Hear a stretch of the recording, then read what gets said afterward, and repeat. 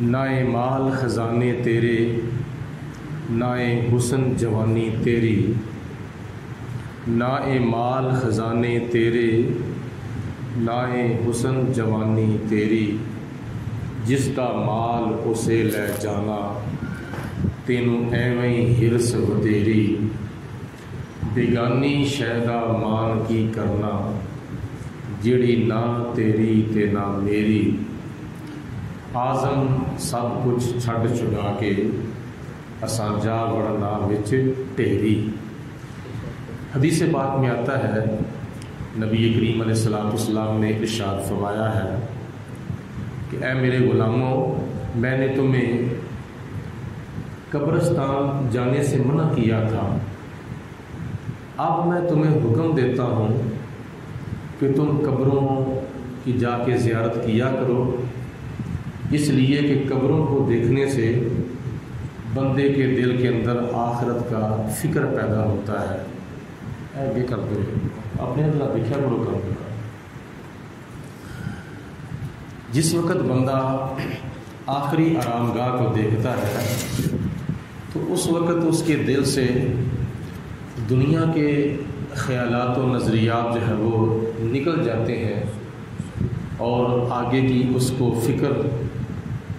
ہو جاتی ہے کہ یہ وہ گھر ہے جہاں میں نے مرنے کے بعد آنا ہے۔ تو اس کو دیکھنا، اس کی زیارت کرنا، یہ بندے کے دل کو نرم بھی کرتا ہے اور دنیا سے بھی بے نیاز کرتا ہے اور آخرت کا، قبر کا، حشر کا فکر بھی دل کے اندر پیدا کرتا ہے۔ تو اس لیے ہم لوگوں کو صرف اور صرف جنازے کے ٹائم ہی قبرستان نہیں جانا چاہیے، بلکہ آگے پیچھے بھی اگر ہو سکے تو روزانہ نہ ہو سکے تو 8ویں دن، یا جب ٹائم لگے اس کے علاوہ اسپیشل بندہ جا کر بھی قبرستان جا کے اہل قبور کے لیے بخشش کی دعا مانگے، تو یہ نبی پاک علیہ السلام کی سنت ہے۔ حضور علیہ السلام ہر سال شہدائے احد کی قبروں پر تشریف لے جاتے تھے اور جا کر ان کے لیے درجات کی بلندی کی دعا کرتے تھے، اور شہداء کے لیے دعا کرنا اور پھر حضور علیہ السلام کی دعا کرنا، یہ کتنی ان کی درجات کی بلندی کا سبب بن سکتا ہے۔ ماہ شعبان المعظم کی 15ویں رات کو حضور علیہ السلام جنت البقیع کے اندر تشریف لے گئے اور اہل بقیع کے لیے بخشش کی دعا مانگی۔ معلوم یہ ہوا کہ قبرستان جانا اور جا کر اہل قبور کے لیے بخشش کی دعا مانگنا اور ان کی درجات کی بلندی کی دعا مانگنا، یہ نبی پاک علیہ السلام کی سنت بھی ہے، اور اپنے فوت شدہ مسلمان بہن بھائیوں کے لیے مغفرت کی دعا کرنا یہ اللہ کا قرآن بھی ہے۔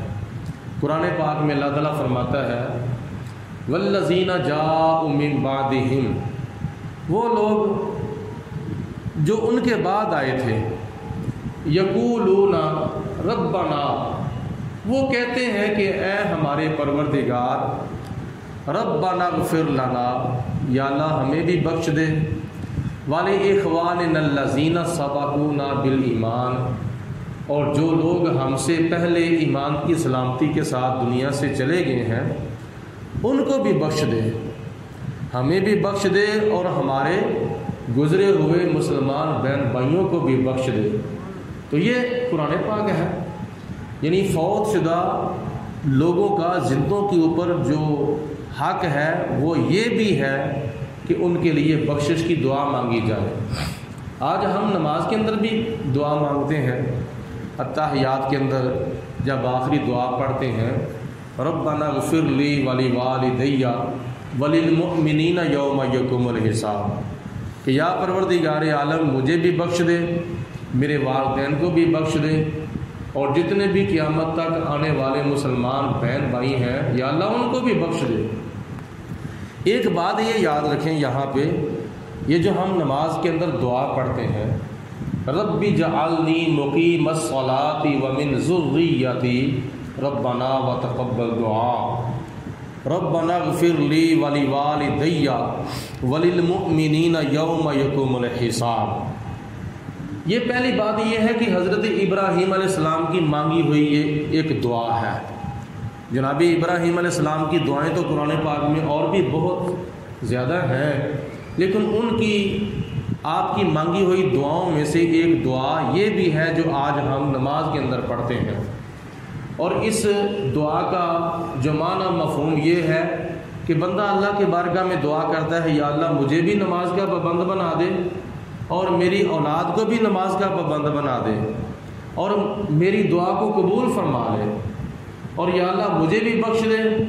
میرے والدین کو بھی بخش دے، اور میرے ان مسلمان بہن بھائیوں کو بھی بخش دے جو قیامت تک آنے والے ہیں۔ اس دعا کے اندر نقطے تو اور بھی بہت سے ہیں، لیکن میں ایک بات یہ عرض کرنا چاہتا ہوں کہ جناب ابراہیم علیہ السلام نے اپنے والدین کے لیے دعا مانگی ہے، جب کہ اللہ کا قرآن اور نبی پاک علیہ السلام کی حدیث پاک کا یہ فیصلہ ہے کہ کسی کافر کے لیے اور کسی مشرک کے لیے بخشش کی دعا نہیں مانگی جا سکتی، اور اللہ کے نبی جو ہیں وہ اللہ تعالیٰ کے حکم کے خلاف تو کرتے نہیں ہیں۔ تو جناب ابراہیم علیہ السلام کا دعا مانگنا، اپنے والدین کے لیے بخشش کی دعا مانگنا، اس بات کی دلیل ہے کہ جناب ابراہیم علیہ السلام کے والدین کافر نہیں تھے بلکہ مسلمان تھے، اور آپ کے جو والدین ہیں وہ کافر نہیں تھے بلکہ مسلمان تھے، اور مسلمان کے لیے بخشش کی دعا مانگی جاتی ہے، کسی کافر کے لیے بخشش کی دعا نہیں مانگی جاتی۔ آزر جو تھا وہ حضرت ابراہیم علیہ السلام کا چاچا تھا، باپ نہیں تھا۔ جو ابی کا لفظ اس کے لیے قرآن پاک میں استعمال ہوا ہے وہ بمعنی چچا ہے، کیونکہ لفظ اب جو ہے وہ دادے پر بھی استعمال ہو جاتا ہے، نانے پر بھی استعمال ہو جاتا ہے، سسر پر بھی استعمال ہو جاتا ہے، چاچے پر بھی استعمال ہو جاتا ہے، تائے پر بھی استعمال ہو جاتا ہے، سگے باپ پر بھی استعمال ہو جاتا ہے، ستیلے باپ پر بھی استعمال ہو جاتا ہے، اور حقیقی والد کو، حقیقی باپ کو عربی کے اندر والد کہتے ہیں۔ تو جناب ابراہیم علیہ السلام نے آزر کے لیے بخشش کی دعا نہیں مانگی، اپنے والد گرامی حضرت طارق کے لیے بخشش کی دعا مانگی ہے۔ تو اس لیے ہمارا عقیدہ ہے کہ اللہ کے نبیوں میں سے جتنے نبیوں کے والدین ہوئے ہیں، یعنی سوائے آدم علیہ السلام کے، سوائے آدم علیہ السلام کے اور سوائے حضرت عیسیٰ علیہ السلام کے، باقی تمام نبیوں کے جو والدین ہیں یعنی باپ، وہ کافر نہیں بلکہ مسلمان ہیں۔ آدم علیہ السلام کا باپ تو تھا ہی نہیں، عیسیٰ علیہ السلام کے باپ تو ہے ہی نہیں، تو اس لیے اللہ کے نبیوں کے جو والدین ہیں وہ مسلمان ہیں اور ایمان والے ہیں، اور ان کو کافر کہنا یہ اللہ کے قرآن کے بھی خلاف ہے اور حضور علیہ السلام کے فرمان کے بھی خلاف ہے۔ تو اس لیے یہ جو دعا ہم مانگتے ہیں یہ ابراہیم علیہ السلام کی یادگار ہے۔ تو اس کے اندر دوسری بات توجہ طلب یہ ہے کہ ایک آدمی دنیا کے اندر آیا ہے، اس نے آ کے کیا نام ہے بچپن گزارا ہے، جوانی گزاری ہے، بڑھاپا گزارا ہے، اس نے گناہ کیے ہیں، خطائیں کی ہیں، مر گیا ہے، چلا گیا ہے، دنیا سے چلا گیا ہے، اس کے لیے دعا تو مانگی جا رہی ہے۔ لیکن اس دعا کے اندر ایک نقطہ یہ ہے کہ یوم یقوم الحساب، بندہ دعا کرتا ہے یا اللہ قیامت تک آنے والے جو میرے مسلمان بہن بھائی ہیں میں ان کے لیے بھی بخشش کی دعا مانگتا ہوں۔ وہی ابھی تو وہ دنیا کے اندر آئے نہیں ہیں، ابھی تو وہ عالم ارواح میں ہے، ابھی عالم اسلاب یعنی باپوں کی پشتوں میں ہے، ابھی تو عالم ارحام یعنی ماؤں کے پیٹوں میں ہے، ابھی تو دنیا کے اندر وہ آئے نہیں ہیں۔ تو دنیا کے اندر بندہ آئے گا تو خطا کرے گا نا، دنیا کے اندر آئے گا تو گناہ کرے گا، جب گناہ کرے گا تو پھر اس کے لیے بخشش کی دعا مانگی جائے گی۔ تو ابھی تو کچھ روحیں عالم ارواح میں ہیں، کچھ روحیں عالم اسلاب میں ہیں، کچھ روحیں عالم ارحام میں ہیں، تو ان کے لیے بخشش کی دعا پہلے مانگی جا رہی ہے۔ مطلب یہ ہے کہ ابھی جو دنیا کے اندر آئے نہیں ان کے لیے دعا پہلے مانگی جا رہی ہے، تو جو آ کر چلے گئے ہیں قبروں کے اندر ان کے لیے بخشش کی دعا مانگنا تو بدرجہ اولا ضروری ہے۔ بلکہ نبی پاک علیہ السلام نے فرمایا کہ جب میت کو قبر کے اندر دفن کیا جاتا ہے تو وہ جو میت ہے نا صاحب قبر، وہ دعا مانگنے والے کی دعا کا اس طرح انتظار کرتا ہے جس طرح آدمی ڈوب رہا ہو تو وہ کسی کے سہارے کا انتظار کرتا ہے کہ کوئی مجھے سہارا دے کر مجھے بچائے، کوئی میرا بازو پکڑے، میں ڈوبنے سے بچ جاؤں۔ جب وہ انتظار کرتا ہے تو کوئی اس کو کیا نام ہے وہ پکڑ کے باہر نکالتا ہے تو وہ بڑا خوش ہوتا ہے اور تیرا شکریہ، تو نے مجھے ڈوبنے سے بچا لیا ہے۔ اسی طرح قبر کے اندر بندہ اپنے باپ کی طرف سے، اپنی ماں کی طرف سے، اپنے بھائیوں کی طرف سے، اپنے بہنوں کی طرف سے، اپنے بیٹیوں کی طرف سے، اپنے بیٹوں کی طرف سے، اپنے بھائیوں کی طرف سے، اپنی بہنوں کی طرف سے جو دعا ہے نا آنے والی، اس کا انتظار کرتا ہے۔ تو جب کسی کو دعا پہنچ جاتی ہے تو حضور علیہ الصلوۃ والسلام فرماتے ہیں وہ صاحب قبر کسی کے دعا پہنچانے پر، یعنی کسی کے دعا مانگنے پر وہ اتنا خوش ہوتا ہے، اتنا خوش ہوتا ہے کہ دنیا کے اندر اگر ہوتا تو اس کو پوری دنیا کی بادشاہی مل جاتی، وہ اتنا خوش نہ ہوتا جتنا وہ اپنی قبر کے اندر کسی کی بخشش کی دعا پہنچنے پر خوش ہو رہا ہے، تو اتنا وہ خوش ہو رہا ہے۔ تو ہمارا حق بنتا ہے اپنے فوت شدہ مسلمان بہن کو بھائیوں کے لیے بخشش کی دعا مانگیں اور ان کے گناہ بخشوائیں۔ یہ ہماری گناہ گاروں کی دعائیں جو ہیں وہ اللہ پاک ان کی وسیلے سے ان کے درجات بلند فرماتا ہے، تو یہ ہمارا حق ہے۔ دیکھو نا آج ہم اپنے نمازیوں کے لیے کتنی خیر خواہی کرتے ہیں، تو لیکن کم از کم ہمارے جو ماشاءاللہ زندہ نمازی ہیں اللہ پاک ان کی زندگیوں میں اضافہ فرمائے، ان کو اللہ تعالیٰ اور حیاتی دے، ان کو اللہ تعالیٰ اور زندگی دے۔ تو کم از کم یہ سارے نمازیوں کو غور کرنا چاہیے کہ ہمارے مسجد کے جو نمازی فوت ہو چکے ہیں ان کا ہمارے اوپر حق ہے۔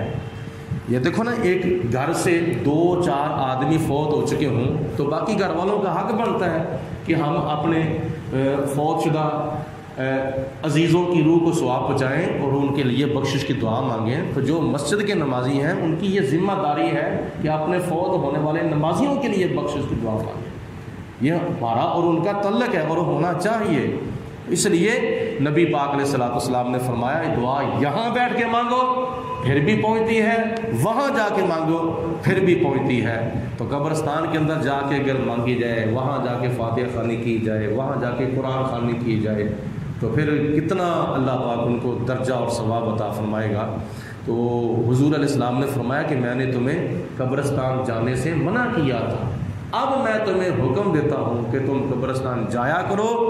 جا کے اپنے مسلمان بہن بھائیوں کی قبروں کا دیدار کیا کرو اور ان کی قبروں کو اب ان کی قبروں کو دیکھنا، ان کی قبروں کا دیدار کرنا یہ تمہارے دلوں کے اندر فکر آخرت پیدا کرتا ہے۔ اللہ پاک ہم سب کی بھی بخشش فرمائے اور ہمارے فوت شدہ نمازی بھائیوں کی بھی بخشش فرمائے، اور جتنے بھی ہمارے افراد وفات پا چکے ہیں، رشتہ دار، تعلق دار، محلہ دار، دور والے نزدیک والے، متعلقین، متوسلین، چھوٹے بڑے، بچے بوڑھے جوان، بلکہ نبی پاک علیہ الصلوۃ والسلام کی امت کے جتنے بھی افراد وفات پا چکے ہیں اللہ پاک سب کی بخشش فرمائے اور سب کی مغفرت فرمائے۔ فاتحہ خوانی کرو تاکہ ہم اپنے نمازی بھائیوں کے لیے روح کو ثواب پہنچائیں، اور بالخصوص آج اس مسجد کے نمازی بابا جی عبد المجید صاحب جو کہ بڑے پرانے نمازی تھے، اس مسجد کے بڑے بزرگ نمازی تھے اور بڑے سکے نمازی تھے اور بڑے پکے نمازی تھے، اللہ پاک ان کی بخشش فرمائے۔ بسم اللہ الرحمن الرحیم، الحمدللہ رب العالمین الرحمن الرحیم مالک یوم الدین، ایاک نعبد و ایاک نستعین اہدنا الصراط المستقیم صراط الذین انعمت علیہم غیر المغضوب علیہم ولا الضالین۔ بسم اللہ الرحمن الرحیم،